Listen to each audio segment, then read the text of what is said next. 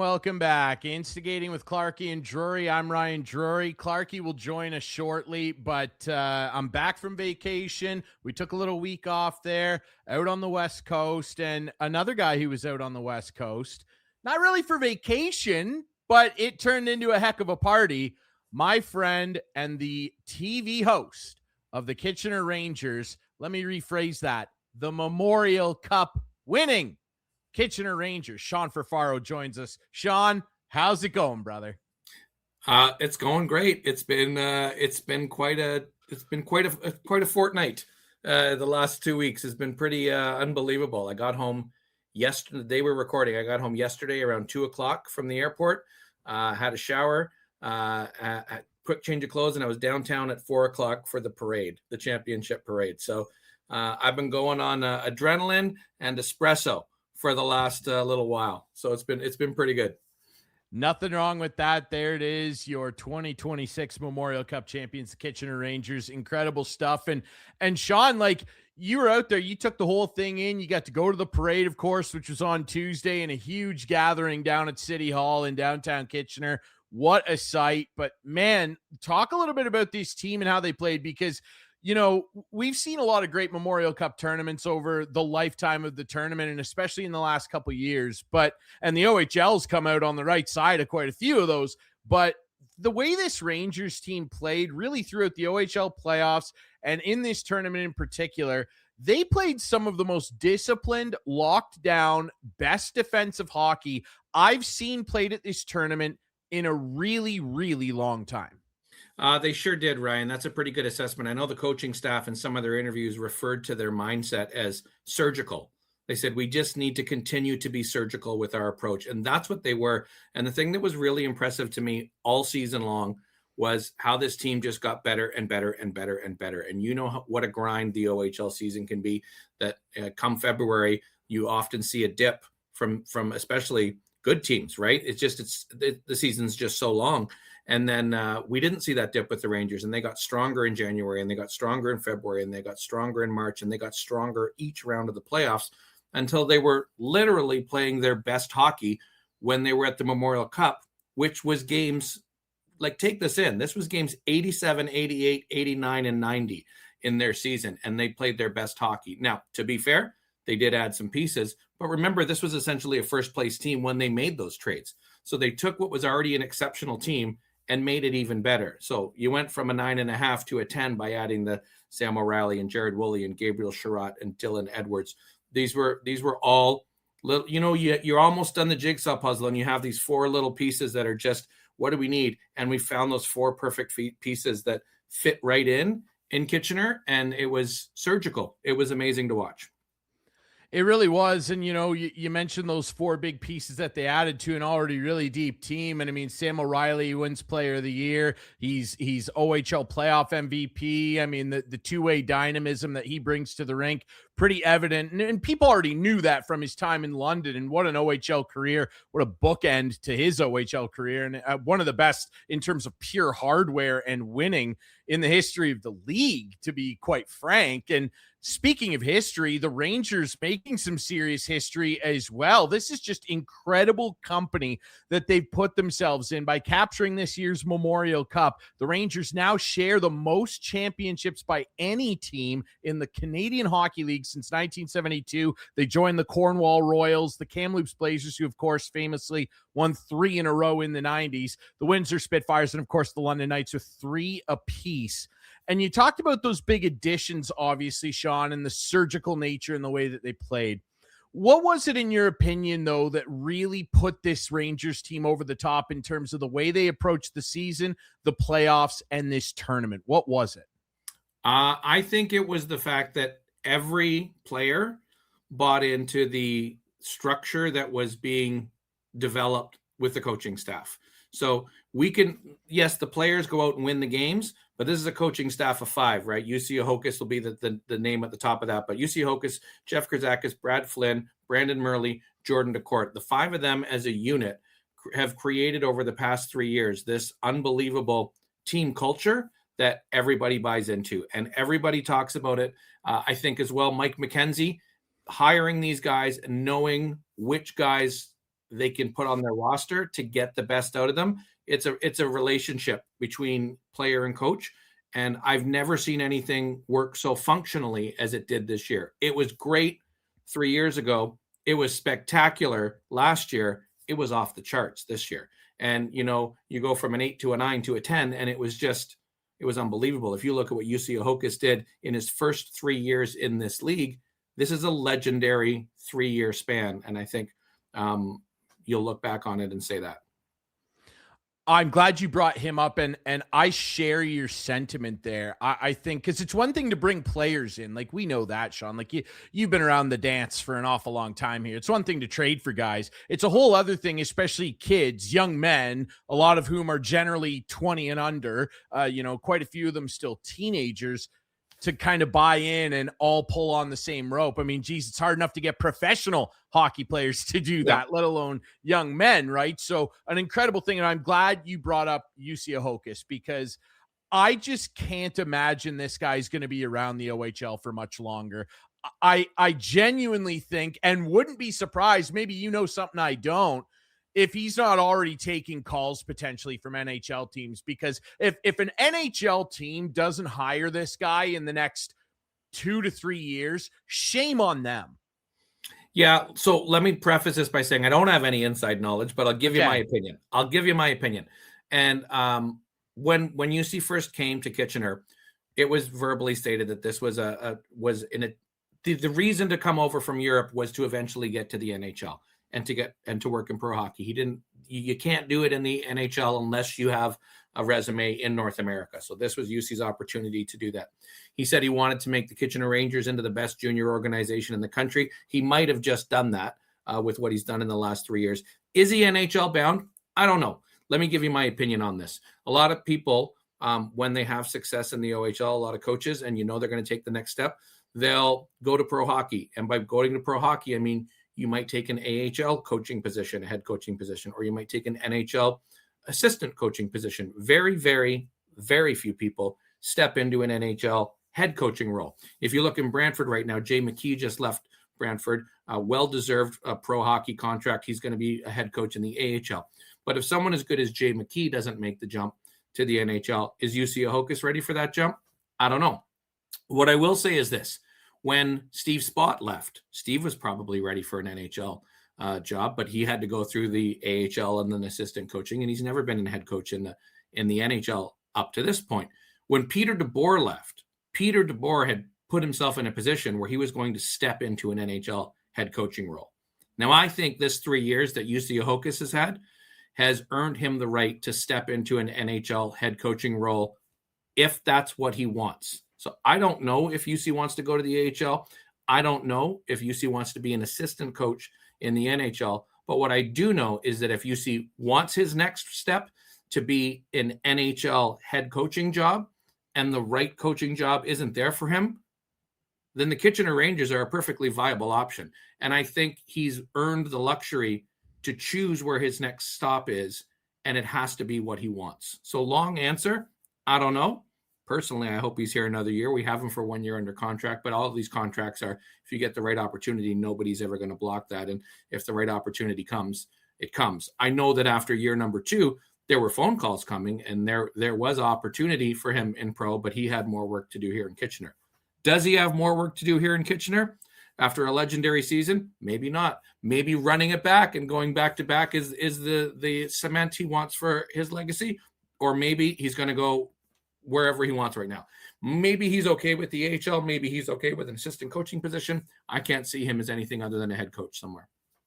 Yeah, I agree. And I mean, DeBoer is a good callback because, when Pete left, I think that he had established such a legacy and such an air of, maybe dominance is a strong word, coming from junior to pro, but I don't think so either. And I get the same type of vibe with this guy, like interacting with him the few times I have and being able to talk to him. And, ultimately, from up in the booth, just seeing how this guy operates, everything about him to me screams pro head coach. Yeah, like agreed. I just don't think anything is going to hold this guy back. And I I will call back to my comment before your answer. I mean, I really think if an NHL team is not willing to give a guy like this an opportunity, shame on them, because I mean, you know, the NHL gets criticized an awful lot for recycling guys. Yeah.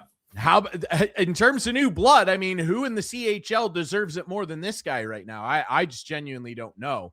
Everybody loves a shiny new toy, and I think the NHL has a very shiny new finished toy that they can play with for the next little while.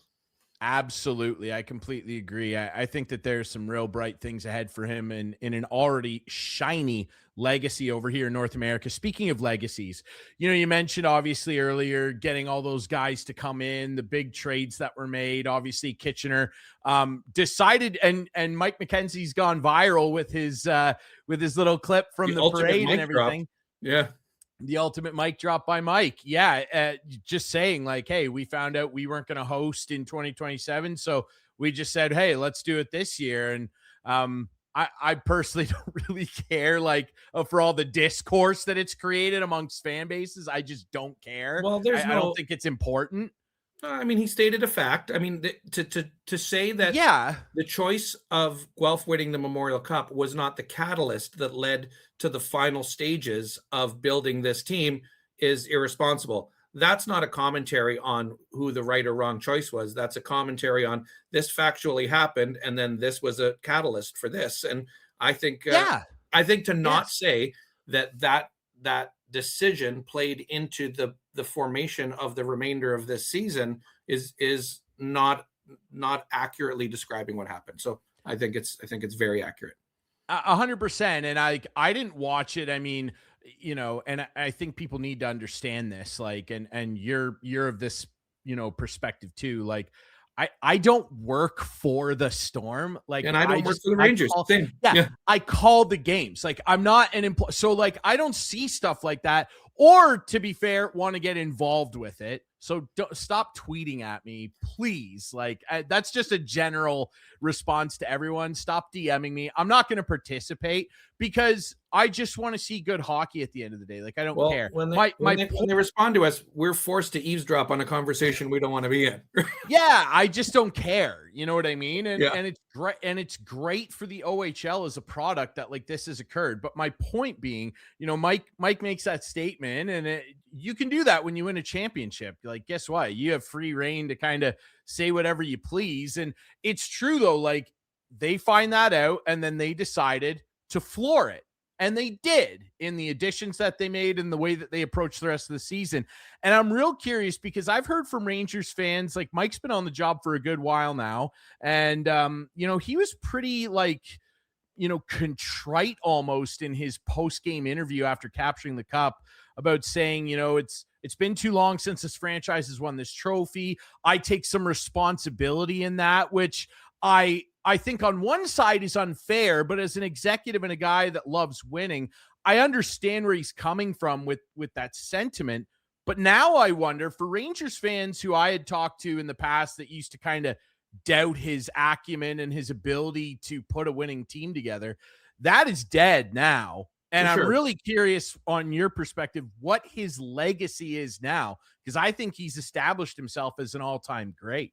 Well, you saw that on ice interview that I did with him, because you referred to that quote he made that I felt partially responsible. And he said these guys have cemented their role in Rangers legacy. And I ended the interview by saying, well, I think you have too.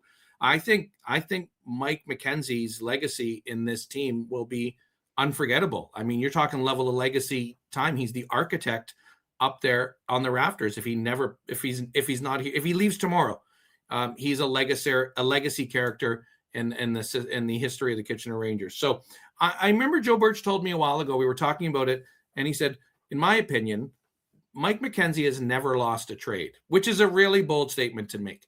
But if you look back at all the things he did, and maybe the trades didn't work out for the team at the time, but the way you're building things, if you look at the pieces that he gave up for the things he got, I can't think of a ton of times that Mike McKenzie lost a trade. He always knew the right time to do something. Well, if you're going to go get a Logan Stanley, you can't do it at the trade deadline. You're going to pay through the teeth. So you do it in August. Or if you're going to go pick up a Liam Howell, you do it in the first week of the season. He always knew the right time Also, he sold when he had to sell, he always got great return for things.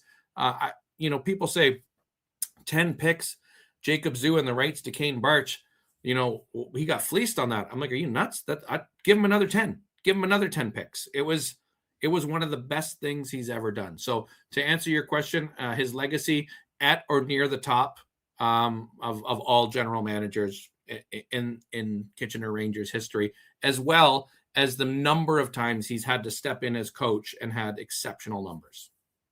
Yeah, you're absolutely right. I completely agree. And hey, that's the beautiful thing about sports and about winning. When you win, there is no more criticism, not legitimate criticism. Not legit, anyway. yeah. It's over. Like etch it in stone.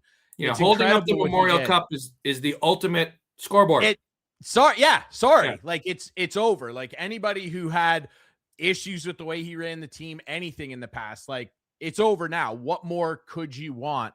What an unbelievable season and run that this team went on. I'm curious as well, your experience out there in Kelowna, and it's obviously a beautiful place out in BC. I was a couple hours south of you for the week, and it was a lot of fun to be out there and just see all the things that were happening. And Memorial Cup fever certainly reached down the coastline. I'll tell you that. It was incredible to watch. What was your experience like out there in Kelowna? How were they as hosts? And obviously you have deep ties to the city of Guelph as well. You're the voice of the Griffins, so everybody should keep that in mind. What do you think next year has in store as well? I think Kelowna was a wonderful host. I mean, we really won the lottery at being able to go there. I think Guelph is going to do an exceptional job hosting, as I've said from the day that they got the Memorial Cup. They had a very large contingent out in Kelowna learning different things. So a lot of the committee was out there, and I got to see a lot of them. So it was great to see everybody out there. There were people out there that were just planning on volunteering that came out and volunteered in Kelowna to kind of learn the different things they need to do. My experience out there was spectacular. Obviously, I have ties to Guelph, but I actually have ties to Kelowna as well because my wife is originally from Kelowna. So I've been out there multiple times. I've been out there working for dance competitions as well. So I'm very familiar with the area. So I decided when I was out there, I'm not doing a broadcast. I was out there on a media pass. I'm going to try and do something a little different and try to make people at home back in Kitchener feel like they're in Kelowna. So there was a lot of great coverage there. I mean, you could go to Josh Brown and get great newspaper articles. Mike Farwell did some articles on his radio show on the 570 News. He wrote some articles as well. You could get those inside articles there. The Kitchener Rangers team did some amazing video content. And I'm like, okay, well, you can consume all of that, but I'm going to try and do something different. I'm going to do a fan experience. So I created video journals every day. So I went around and I shot the game, I shot practice, I shot things about Kelowna, I interviewed fans, I interviewed the guy that makes the ice, I interviewed Frankie Corrado, who showed us his broadcast position. I tried to find all the little hidden things, all in short bursts, and I made video journals every day, which I think you saw some of, and they were really rewarding, and I tried to make our town, as we call Kitchener, feel like they were in Kelowna with us if they couldn't join us. So the response was great. We saved them all. There's about 2 hours of content there. So I mentioned all the other things you could get. You could get this as well. So a Rangers fan can consume all four of those things and get something different from each of them. If you don't want the lighthearted stuff, you go to over here. If you don't want the newspaper articles, you go over here. But there was so much content out there for people. So I went out there as a broadcaster, but I guess I was technically a content creator. And it was nice to be treated, really well by the CHL out there. It was great to be on the ice for the ceremony and the presentation and everything. It was great. And personally, I loved it. I do have a connection to this team. It was an emotional time to watch them win, but it was really rewarding to hear people send me messages to say, thank you for doing this. I was at the parade yesterday. I had dozens of people stop me and say, we looked for your stuff every day, and it did feel like we were there. So my experience was really fulfilling and really rewarding, and it was a great time. That's what it's all about, brother. And I mean, it looked like an incredible time as well on Tuesday with the parade. I mean, there's the shot that the Rangers shared of Coach Ahokas in front of everybody downtown at City Hall. Just an absolutely wild looking scene. Say what you will. Rangers fans show out, man. I mean, that city cares about this team. It's a community owned thing. Everybody there feels like they have a little piece of it. And that's shown in photographs like this, brother. Well, and Ryan, that, as great as a photo that is, they show out, but not just in Kitchener. They showed out in Kelowna. There was a Yeah. huge contingent in Kelowna. And then when they made the final, more and more people just kept flying in the days before, until we had a groundswell where we put out a notice and said, well, if there's so many people here, let's meet at 2:00 on the championship game day in front of the statue across. And we expected maybe 100 people. We'd get a couple dozen people. We didn't count them, but it felt like there were between 300 and 400 people there. It was insanity. I walked up with my camera. I couldn't believe how many people were there. And then we took this photo, we took a video, and honestly, it was emotional. There were tears. There were, even now, even talking about it now, that's what this team's about. It's about community. It's about being there together. It was bigger than the trophy. I said that in the moment. I'm like, this is bigger than the trophy. It's bigger than the win. This moment here is what we're all about. And that moment in front of that statue, in front of that fountain, was my favorite moment of the tournament, including when they raised the cup. Amazing stuff, man. Well, I think I have photographic evidence of another special moment for you too, and you shared this on your socials. I wanted to highlight it, of course, for our viewers. There's you and Mr. Campbell. There's Soupy, Carson Campbell, you and him with the Memorial Cup. Just tell us a little bit about this photograph and just what this means to you and this season and how it'll stick out for you as a whole. I'm going to tell you, this is a really special photo. When we won the OHL championship, I got to hold the J. Ross Robertson Cup with a couple of guys, and then by myself. They gave me the opportunity to hoist it myself. I didn't get that opportunity with the Memorial Cup trophy, and I didn't want it. I mean, I'm sure I could have. All I wanted was a picture with Carson, and I'll tell you why I wanted it. Was I was on the blue line at the beginning of the game. I was on the blue line right at the beginning when the anthem was starting, and I looked over and I saw the looks in the guy's eyes. I'm right at the end of the bench. And Carson was not on the ice to start. He was at the end of the bench, and he put his head down into his gloves, and he looked up, and I could see how emotional it was. I could see it. It wasn't going to affect his game, but I could see the moment was he was enjoying the moment, right? He's like, this is it. We're here. I could see how emotional he was. And I locked eyes with him for a second, and he looked at me, and I looked at him, and he just gave me a nod, and I gave him a nod, like the slightest nod. And we shared that moment before the game. And then he came up to me after the game, and he said, I saw you before. And he gave me a hug like you wouldn't believe on the ice. And the other thing that I need to say, and why this is so special, is last year when the Rangers lost in the OHL championship, I talked to all the guys the day after they were eliminated at their exit interviews. And I said to almost all of them, I said, I need you to remember how horrible this feels right now, which is not the thing you want to hear after you lose. I said, I need you to remember how horrible it feels right now, how you had to sit there for 20 minutes and wait for London to get every picture before you could salute your fans. I need you to remember that, because I need you to use it as fuel for next year, because these are the things that build champions. And when you raise a cup or two next year, you're going to remember last night as the reason you had the fuel to do it. And a couple of the guys looked at me like I was crazy. And a few of them, and don't get me wrong, I don't think I'm the one that was the motivational TED Talk speaker. I'm sure the coaches all told them exactly the same thing. But the one that really took it to heart the most was Carson. And we talked about it a lot during the year. And they won the OHL championship. He came up to me, gave me a hug, and said, we called it last year. We called it last year. So that's why this photo is the only one I wanted with that cup. Unbelievable stuff, brother. Well, that's what is so great about what we do. We get to, kind of have a side seat to these kids' journeys, and whether they win trophies or not, it's special to establish relationships with these guys, and to see guys win like that, it's really incredible stuff, man. I want to congratulate you on all the great work you did out there. I did see your video stuff. How could you not? And by the way, if you're not a Rangers fan, you're not following Sean. Like, what are you doing? Brother, I really appreciate this. Heck of a season for you and the whole crew out there. Congrats to the entire franchise. Congrats to you for having that special moment. And I really appreciate you coming on the show, pal. Enjoy this. Thank you, my friend. We will. I mean, we're gonna have the adrenaline crash soon, but we're not there yet. We're gonna wear the hat, we're gonna wear the shirt, and we're gonna celebrate it just a little bit longer. Before I let you go, I just remembered I wanted to ask you this, because we're both big music guys. I think this is a good place to end the interview. If you could sum up what this year for the Rangers is as an album, what album represents what the Rangers just did? Because I think I got a pretty good one queued up for you. What album? Yeah. I can't give you like a token answer. I got to think this one through. You can edit this part out. I sprung this on you. I'll tell you, It's okay. I thought of this a little bit. I'm a big metalhead. He's got it. I want your answer first. My answer is the Foo Fighters, the color and the shape. Oh, that's good. Yes. The entire season, you had the color off the top, and then at the trade deadline, you got the shape. And the way that album builds and the way those songs build, color and the shape, without a doubt, is the summary for me of this season. I like that. Let me give you mine.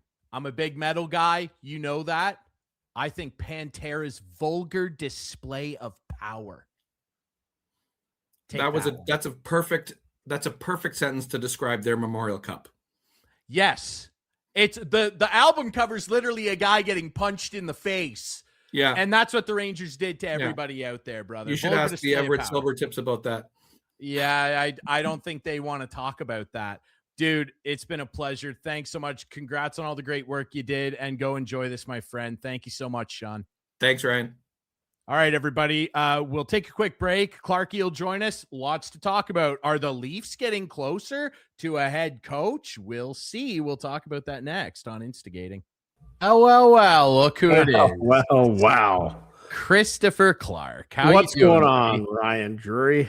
I'm good, buddy. Back from vacation. Had a great time out west. Yeah. Had a great time chatting in the first half with our buddy Sean Furfaro of the Kitchener Rangers broadcast on Rogers TV, fellow Rogers alum. How about that? And congrats again to the Kitchener Rangers, Memorial Cup champions in dominant fashion. How about that?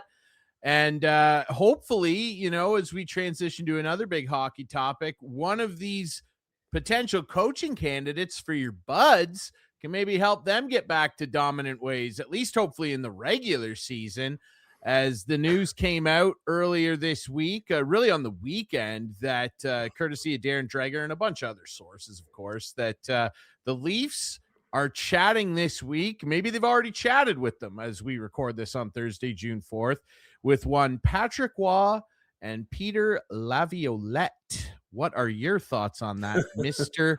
Clark?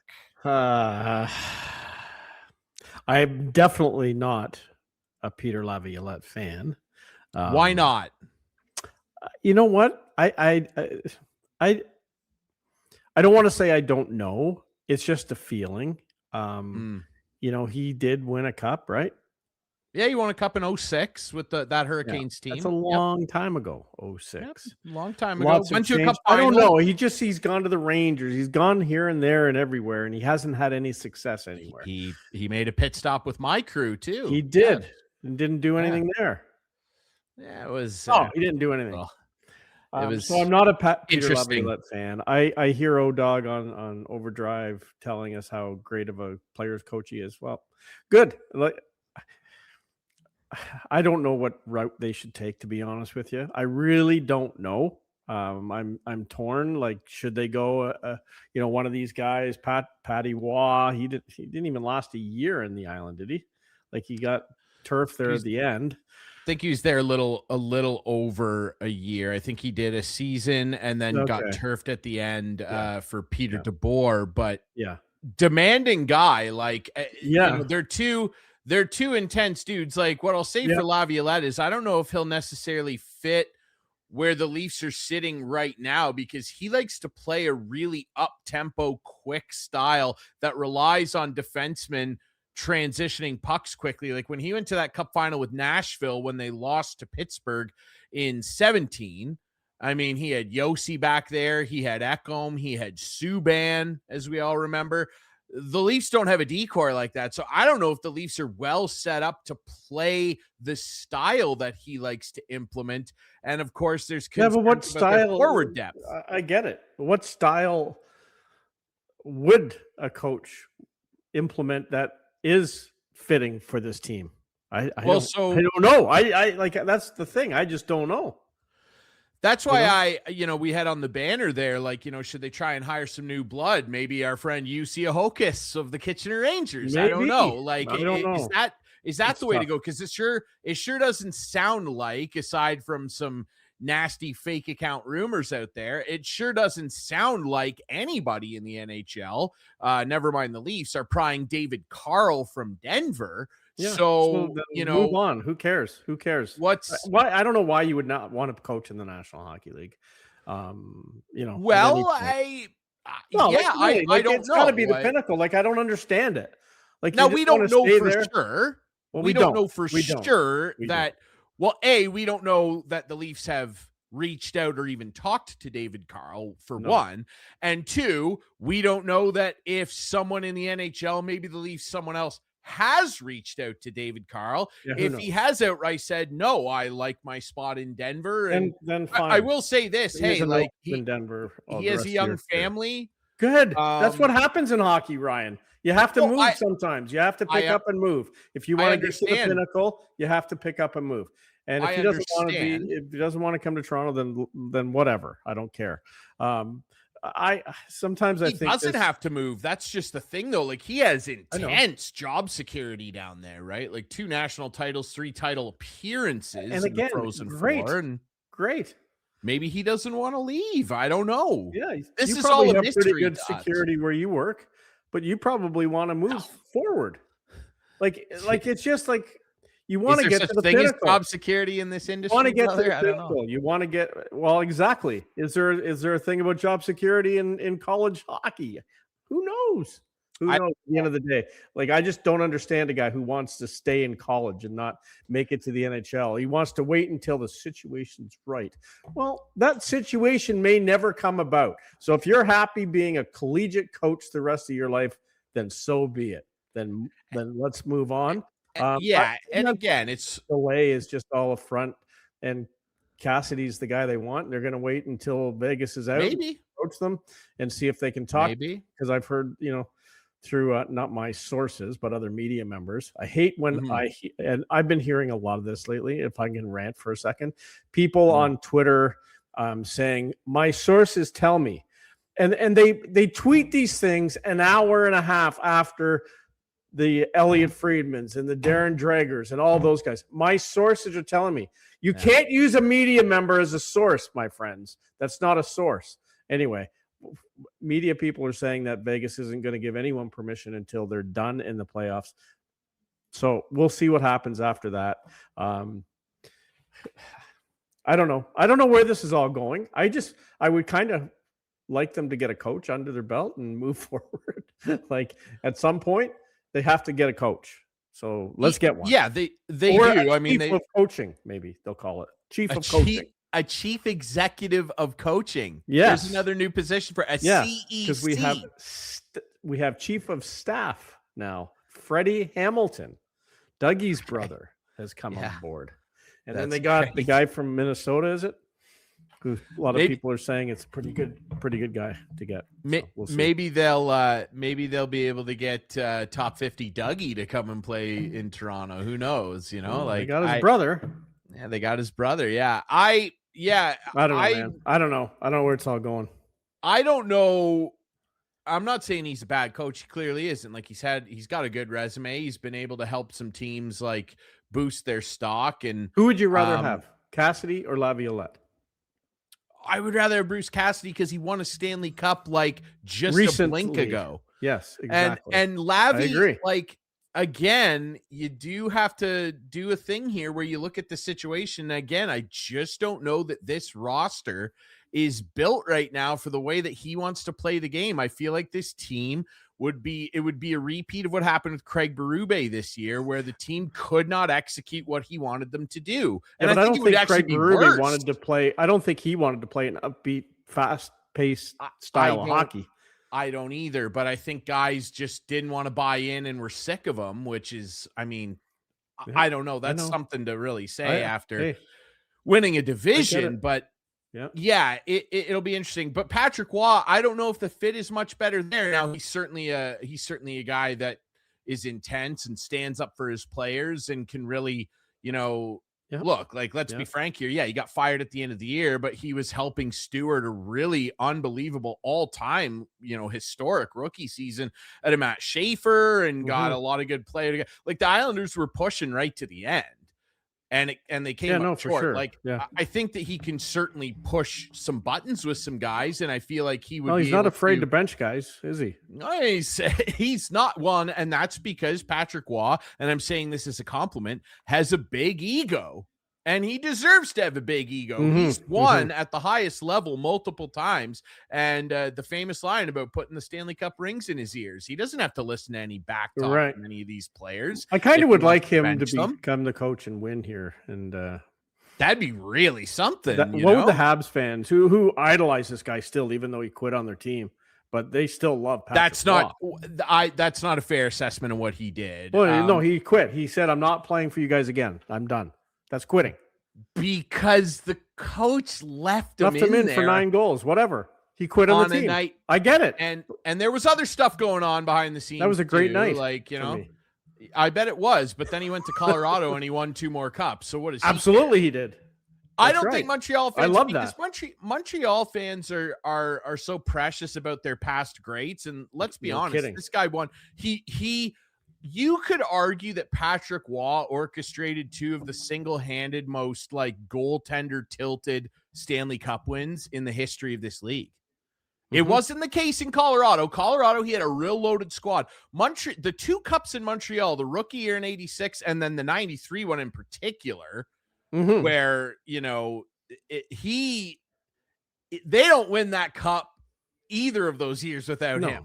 No, So I don't think if he went to Toronto and won a cup, the Montreal fans would go, burn an effigy in the streets. They wouldn't do that.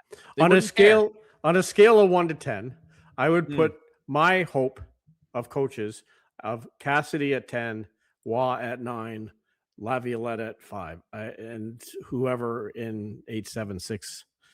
I don't disagree with your assessment there, really. I mean, I feel the same way just based on what the team is. And I think Cassidy, he's obviously a good coach and can push the right buttons too. Whether he's going to kind of see eye to eye with the new management and be able to work with that system, I don't know, but I'm sure they'll pay him very well and he'll find a way to make it work, as would Lavi or Patrick. So it'll be interesting to see. I just think maybe the geniuses down at MLSE are going to try to wow us with somebody who we didn't think of. And we're going to they did that with the GM. Yes, they did. So who knows? Who knows? There could be a name coming out of left field that we're not even discussing. That's a right. really good assistant coach Bruce somewhere. Boudreau. Who knows? Oh God! No, it won't be. Imagine I would love. I think his time has come and gone, but I would love Bruce Boudreau. Anyway. We all love Gabby. We all love too. Gabby. He's a sensational guy. He's entertaining. He's fun. Yeah. And I will say this: you talk about a player's coach. Like the players would love him. Like he tries to massage situations to make it comfortable for guys to, play their way. And he works around that. And unfortunately never got a cup. One of the all-time great guys to not get one. Yeah. And back in the Washington days when he first broke in, he set the record for fastest 250 wins. It's since been broken, but man, that would be something, eh? Like Gabby, I'll tell you this, who'd be a real big fan of that? The media. The Toronto media would absolutely love Gabby. They'd have a field day with him. Yeah. Although if it was him, I feel like it'd be a 1 or 2 year deal. Like he's, Bruce is getting up there a little bit. It'll be interesting to see how it shakes out. How about the Stanley Cup final? Pardon me. How about the Stanley Cup final? Game 1, Vegas squeaks back. Montreal's not in there, right? No, they're out. Montreal's not in there, brother. Good. All you have to worry about is your old buddy Fancy Pants. Fancy Pants. And he did it again. How about that setup to William Karlsson? Tried to jump out of the way of the last shot, and he gets praised for blocking it, but he tried to get out of the way, but whatever. Well, he blocked it. Yeah, I know. Well, you know what? Go Carolina. That's all I can say. Come on. You want Freddie Anderson to win the contest? Yeah, I do. I like Freddie. You're a goalie. You're a goalie hugger. You're a goalie hugger. So you're leaning. So you give me the honest assessment. Do you want Carolina to win, but do you believe they can? Of course. They've only lost 2 games in the playoffs so far. I'm aware of that. And like one of them after like 11 days off or however many days it was off. 12 after to Montreal, and then they just dominated after that. They just need to do what they did against Montreal and smother the crap out of the Vegas Golden Knights if they can. Like Montreal set a record for 3 games in a row with the least amount of shots. It was crazy how, first of all, how Carolina shut them down, and secondly, how the Montreal superstars disappeared. Completely. They really did. They did. And I know how they feel as a Leaf fan. No, I do. Yeah. It's the same thing. And I hear all these Hab fans saying, it wasn't our year. It's okay. It's just starting. We're going to get better and better. Yeah, that's what I said. We'll see. Time will tell. There's no guarantees. That's all I'm saying. There's no guarantees. There's no guarantees. Look at the Blue Jays. We'll get to them in a minute. But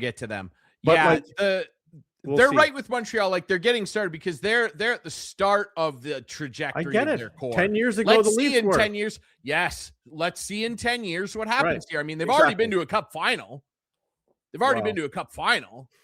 Yeah. Okay. Yeah. Yeah, they have. Sure. Yeah. And a conference final. I mean, they've been farther 2 times over than the Leafs have. So we'll see. But you're right. Let's see in a decade. Bottom line, call it 8 years. So we'll see. We'll see how it plays out. What's up. Yeah. I think Vegas is going to win the Stanley Cup, man. I hate it. I don't love watching them win another cup. No, I don't either. Frankly, be in another cup final. Come on, Carolina. Let's go. I don't care who wins. There's just I care who doesn't win. Yeah, there's some reasons that I don't. There's a few different reasons I don't want to see Vegas win, but it'll be an interesting story no matter what, and what a comeback by them and Dorfe. Like, again, these 2 teams are just showing, because in Carolina, you know what they're doing right now. People are going, where is Aho? Like, where's Svechnikov? That Taylor Hall line is the one that's bumping and grinding for them. It just speaks again to how important it is to construct a roster with good depth. Because you look down at the Vegas with the Dorofeevs and the Barbashevs. And that's the thing with Montreal. Like, it was the new hooks. It was those guys who performed. Josh Anderson. And those guys, like, who knows? Gallagher's already said he won't be back. So, 14 years, he's gone. We'll see. We'll see what happens with those other guys too. Anyway, 100%. Go Carolina. I'm not concerned they lost the first game. But no, it's one game. Let's go. They're in trouble if they lose tonight. No, it's Thursday, game 2. We're doing this. We're recording this about 2 hours before puck drop. They gotta have game 2. They do, no doubt. And I had quite the conversations on text with our old producer Adam about his Colorado Avalanche. They need a goalie, and I said this and he goes, "Our goalies are decent," and I'm like, you don't win with decent goalies usually. You don't. They did, though. They did once. When they won, they did. Like, I'm not trying to crap on. It doesn't happen too often. Let's be honest. No. Goalies usually will step up. Though I will say, if you look over the last number of years, some goalies that you wouldn't necessarily, outside of your Vasilevskis, some goalies that you wouldn't necessarily say are like world beaters have won cups. Jordan Binnington, pretty up and down. Come on. Right? Well, Bobrovsky, but keep in mind that first cup that Florida won, Bobrovsky was not very good in the regular season. And in the regular season, but he stepped up in the playoffs, boy. He absolutely was unbelievable, and that's the problem. That's what I'm saying. No denying it. With the Colorado guys. I don't like either of those guys. They need a number 1, no doubt. Look at Vegas when they won their cup. That guy's not even starting for them now. Aiden Hill. He stepped up. He stepped up, but what I'm saying is he's not like, I don't think anybody would say he's a top 10 goalie in the league. But I don't think either Wedgwood or Blackwell or whatever the heck his name is. Blackwood. Couple Woods. Yes. Couple of Woodies. I just don't think they have the capability of stepping up, and they've shown it to me. So anyway. Maybe. I don't know. I mean, they were good enough to get to a conference final. I don't know. You're right. But hey, we referenced the Carolina Cup that Lavi did win. Cam Ward, all-time rookie season, and then he I just love people. Just all right. I love people too who like, looks like Freddie Anderson. You guys gave up on him, and I'm like, you're the same person who ripped and said, "That's not true." No, not you. I'm not talking about you. I'm talking about I know. my friend who said to me, Freddie Anderson, you guys will never win with Freddie Anderson. And now they're saying, oh, too bad you gave up on Freddie Anderson. They gave up too early on that guy. He's really good. And I'm like, you can't have it both ways, dude. Like it's a certain Montreal fan who works. Oh yeah, I know who you're talking about. Yeah, he's like, no, I never ripped on Freddie, and I'm like, yeah, you did. You told me many times you didn't think the Leafs could win with Freddie. Anyway, well, let's just be frank here. Didn't. Let's just be frank with Freddie here for a second. Outside of that early, I think it was his second or third season in the league where our buddy Brucey Boudreau took the Anaheim Ducks to the conference final and lost to Chicago in 15. Outside of that, like Freddie has not really ever put together a good playoff run. He certainly didn't do it in Toronto. And he's not really getting tested. But the bottom line is he's not letting in Toronto. My biggest beef with Freddie was he let in the worst goal at the worst time. He was famous. Like they would lose 2-1, and it was like 1-1 ties late in the third, and a guy would shoot it from the goal line in the corner, and he would have about a space the width of the puck to go in, and it would go in. The Boston, I know exactly the one you're referencing. Like he did that, but he did that more than once. And he's steady right now, and Carolina is playing very stingy defense. Let's put aside game one. Yes. Jacob Slavin and throwing all those guys. Yes, it's very different. And Pesci, it's different than the defense that he sometimes would see in front of him in Toronto. Yes, that's worth saying. However, the point you just made about the two Woods, Mackenzie Blackwood and Scott Wedgwood, Freddie had ample opportunity in Toronto to step up and be the guy that made that save that closed it out. It was never him. It was always the other guy. It was always the other guy. So to say, for anybody to go, oh, the Leafs gave up on Freddie, I'd actually be more apt to say he gave up on the Leafs, because toward the end, he was never healthy. No, you couldn't pencil starts in for him. You had to use a pencil, not marker. Because you just never knew if the guy could my back hurts, my leg hurts, my hip hurts. Hey, what do you think of Dylan Larkin asking for a trade? I'm not terribly surprised. I mean, it's been a long time and a lot of pain, mostly. Nothing but pain. They haven't made the playoffs. And they got to get rid of Todd McLellan. Like this guy can't do anything. I don't understand it. Well, he just got back there. Yeah, I don't know. There's a lot of I'd be more apt to say Stevie Y, what's up, brother? The Yzer plan. People want to talk about how bad the Shannon plan worked out. The Leafs were in the playoffs all the time. Yeah. Detroit fans would happily trade the Yzer plan for the Shannon plan. For sure. Trust me on that, brother. For sure. I got friends who are Red Wings fans that are like, we would die to just see a playoff game. Yeah. And the way they just gave it up down the stretch last year was like the Tigers. Oh my God. Yeah. I don't know. What is it with Detroit and just choking it up, dude? I don't understand. It's crazy stuff, but I'd be more apt to say Stevie Y's got some serious questions to answer.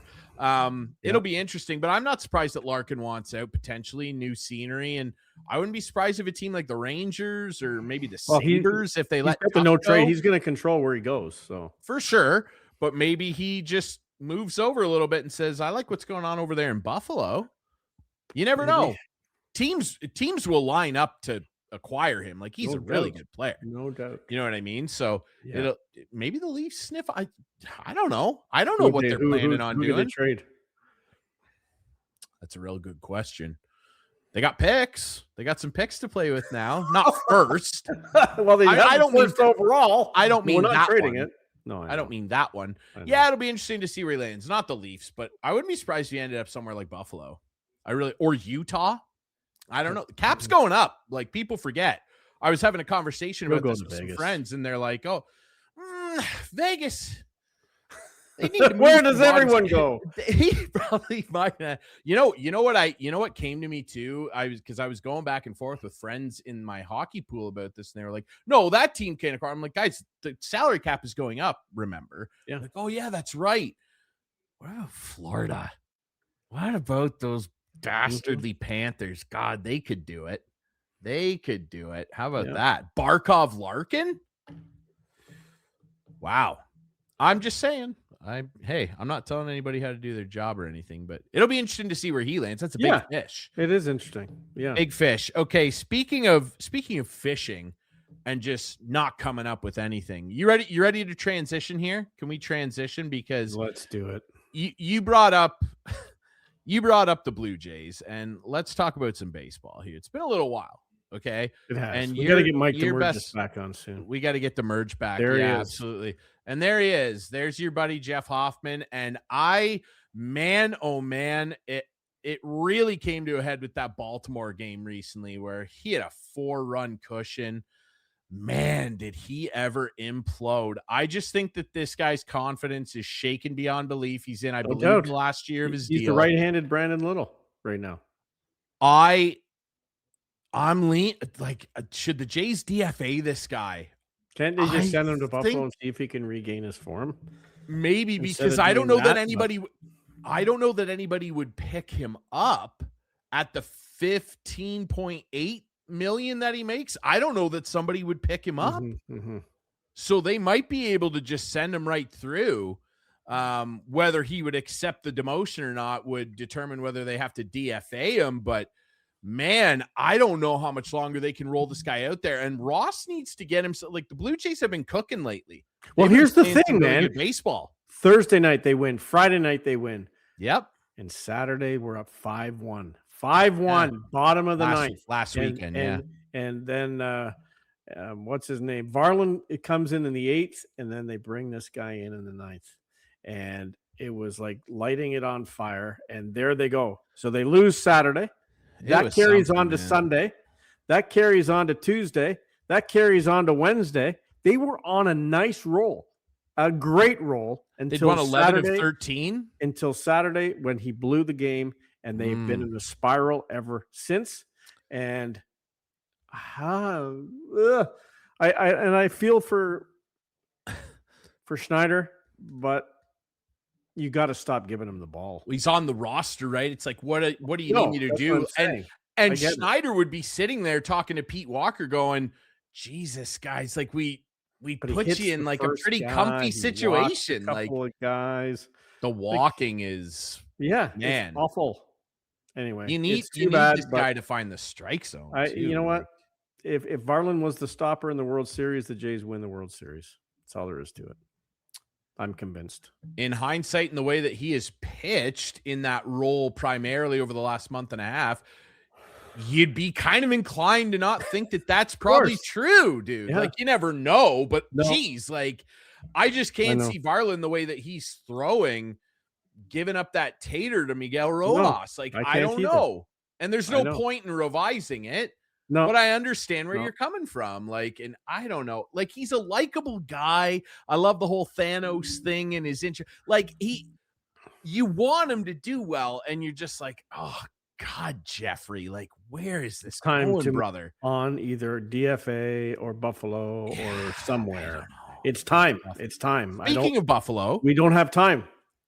Yes, exactly. Like, we're in June. It's June, bro. Yeah, let's go. I mean, and this was the time of year and everything, but they got this was the time of year last year where the Jays really lit the match and got cooking here, and it looked like they were doing it. This guy, and they were.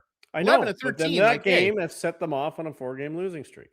So they got some serious decisions to make, and hey, they're going to have to make some roster decisions too, because it looks like Alejandro Kirk's ready to go. Nice long homer the other day, and Jimmy Garcia looking like he's ready to come through. I watched him pitch the highlights. Who sticks around, Heineman or Venezuela? Oh, I think Heineman is.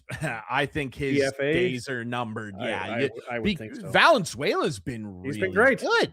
Yeah. I mean, more so defensively, like, his bat leaves a little to be desired, but you don't mind that. Like, defensively, he's been really good. Whereas Heineman, I don't know that you can say many redeeming things about the way he's played.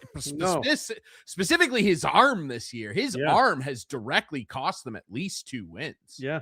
No doubt. Early in the season. So no, I think it's Valenzuela, and they're gonna have to find room for Garcia too. Maybe show up, don't we? Well, we're getting close. I want to talk about one more thing. Okay. I just have to do this. And listen, I know that this isn't your favorite sport in the world, okay? Mm-hmm. But I was just out west, and people out in Vancouver are pissed at FIFA. Just the inflated ticket prices. It's a joke what they're gouging people for out there. But then this comes down. I can't believe there's a joke with FIFA. I mean, they just gave Trump a peace award. I'm just sick of this stuff, dude. FIFA has made a late change to its stadium code of conduct, banning World Cup ticket holders from bringing reusable water bottles into matches. The change comes just over a week before the tournament begins on June 11th, with Vancouver's first match scheduled for June 13th between Australia and Turkey at BC Place. FIFA notified ticket holders of the change by email yesterday, that being June 3rd. Safety concerns. Citing safety concerns, specifically that the bottles could be used as projectiles. Great. Let's have everybody pay $2,000 to sit nowhere and die of thirst. This has nothing to do with player safety. It doesn't. And what? The $15 bottles of Dasani aren't going to be projectiles? Right. Exactly. These people are pegs. They These are. people are snake pukes. Totally and agree. I hate them. Yep. I hate the World Dan, Cup. don't watch it then. I'm not going to watch it. What attachment do I have to the World Cup? Let me give you a quick hot take before we wrap No talk about Canada. All that. No, we're not talking about it. We're going to ban it from the show. We're banning it. We're absolutely banning it. The World Cup is tangibly one of the worst quality soccer competitions going. It just is. You're a soccer fan and you're going to tell me that it's better than the Champions League or the English Premier League. I'm sorry. It isn't.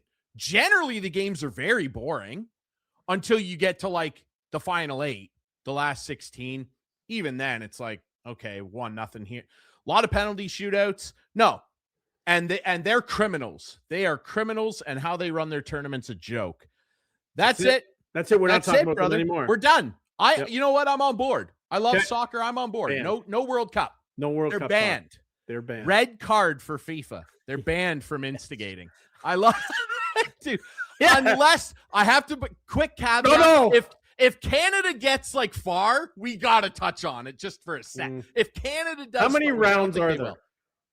Too many, dude. There's 48 teams now. It's a joke. How many rounds? Well, you get through the group stage, and then you'll get. It's a whole thing. They got to get to the final 8 for us to talk about. If Canada gets to the final 8, we'll talk about it. Okay, deal. All right.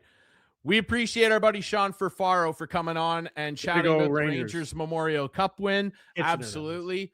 The Kitchener Rangers. And we really appreciate everybody listening and watching all your favorite podcast apps, watching on YouTube and Rogers TV, following us on social media at Instigating Pod. We'll be back next week with more Instigating.